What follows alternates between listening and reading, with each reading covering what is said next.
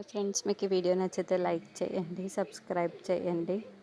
భూమి గగన్ ఇద్దరు గదిలో నిల్చొని మాట్లాడుకుంటూ ఉంటారు. అప్పుడే ఇక భూమి బెడ్ పైన కూర్చొని ఉంటే గగన్ ఏమో భూమి పక్కనే కూర్చొని, చూడు భూమి, మనం ఇద్దరం త్వరలో పెళ్లి చేసుకోబోతున్నాము.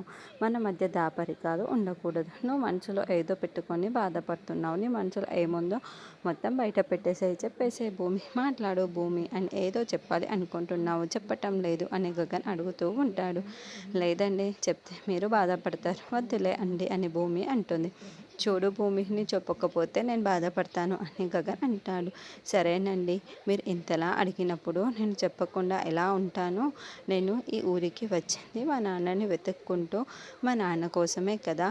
మరి అలాంటి నాన్న లేకుండా మన పెళ్ళి జరిగితే ఏం బాగుంటుందండి. కాబట్టి మా నాన్న కోలుకున్న తర్వాతే మా నాన్న అంగీకారంతోనే పెళ్లి చేసుకుందామండి అని భూమి అంటుంది. దాంతో గగన్ చాలా కోపంగా చూస్తూ అంటే ఏం మాట్లాడుతున్నావు భూమి? ఆయన పూర్తిగా కోలుకునే వరకు కూడా మన పెళ్ళి వద్ద, అంతవరకు పోస్ట్ పోన్ చేద్దామని మాట్లాడుతున్నావా? ఏం మాట్లాడుతున్నావు నువ్వు? ఇదే కదా నువ్వు అడుగుతుంది అని గగన్ అంటే, అవునండి, ప్లీజ్ అండి, కాదనకండి అని భూమి గగన్ చేతులు పట్టుకొని వేడుకుంటూ ఉంటుంది. వైపు అపూర్వ రౌడీలను పంపిస్తూ ఉంటే శరచంద్ర ప్రాణాలు తీయలేకపోతున్నారు, ఫెయిల్ అవుతున్నారు.